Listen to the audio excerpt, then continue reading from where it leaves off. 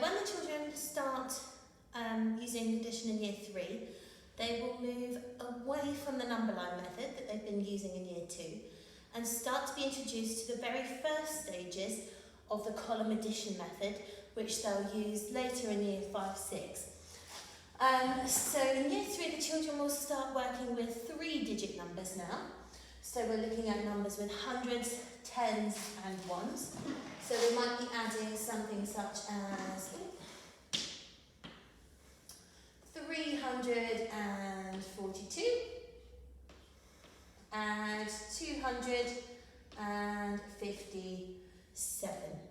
Now in the very first stages of the column method, what we'd be looking for the children to do in year 3 is to partition that number into its ones, tens and hundreds elements, or the children might call this blowing apart the number.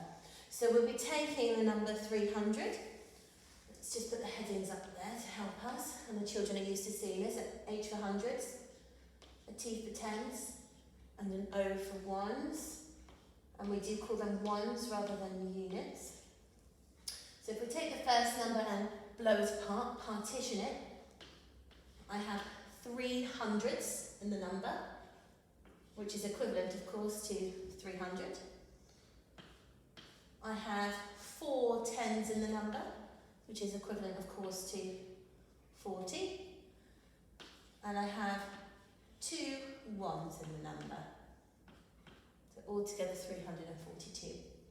To then add on the 257, we'll do the same, partition the number into the hundreds, tens and ones elements, and we'll line those up underneath the 342, so it's starting to look like the column addition method. Our ones are in columns, our tens are in columns, and our hundreds are in columns. So hundreds, first of all, we have 2 hundredths.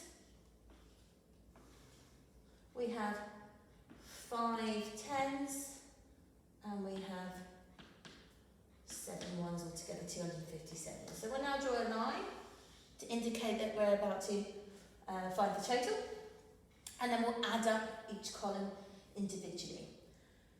Now it's important that we model to the children, starting with adding the ones column first of all, before moving to the tens, and then finally the hundreds, so moving from right to left. In this example, actually it wouldn't cause any problem for you to start with the hundreds or even the tens, but when we get with numbers where we have exchanging involved, it would start to cause issues. So it's important we model that from the beginning so that we don't have to reteach later on. So we'll look at the ones column first of all. We have a 2 and a 7, 2 ones and 7 ones together makes 9 ones.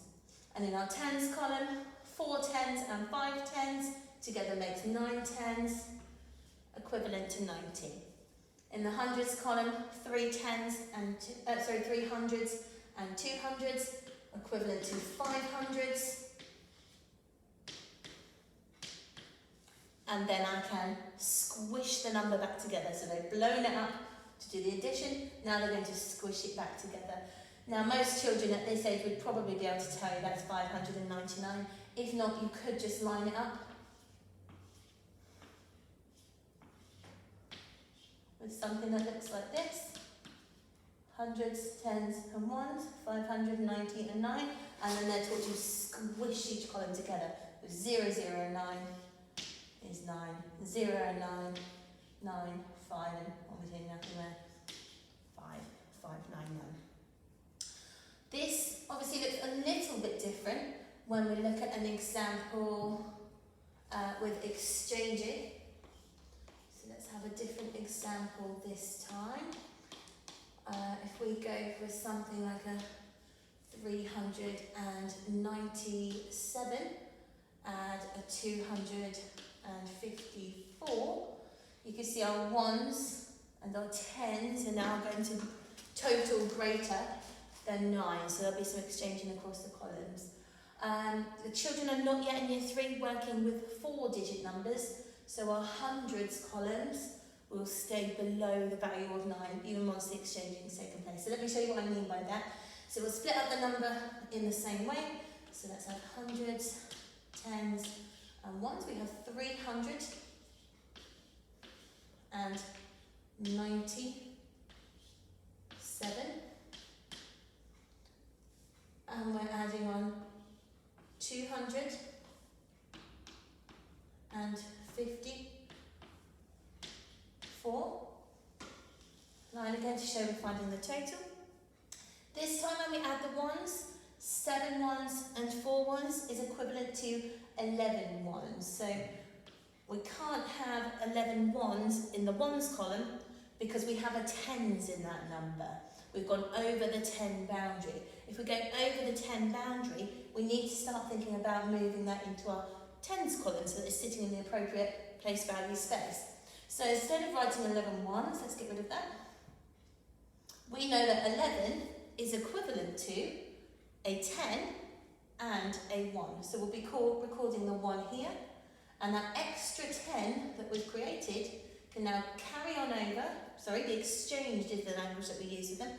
Exchanged for a 10. So 10 ones are exchanged for 1 10. Okay, so now we have 9 tens. We'd probably add the 1 10 first of all because it gets us to a nice 10. It's a nice way to add up. The 9 and the 1 first of all is a number 1 to 10. Add on the 5 tens, we then have 15 tens. Of course, again, we'd be looking for the children to recognise I can't have 15 tens in that column because I've now got 100 in my number.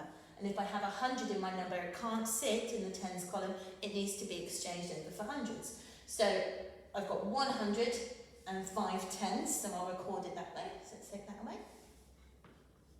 There's our 5 tens, and there's our 100, which we've just exchanged over. So we've exchanged 10 tens for 100. Then we can add our hundreds, 300s, 200s is 500s, and another 100 is 600s. 600. And again, squish the number together for a 651.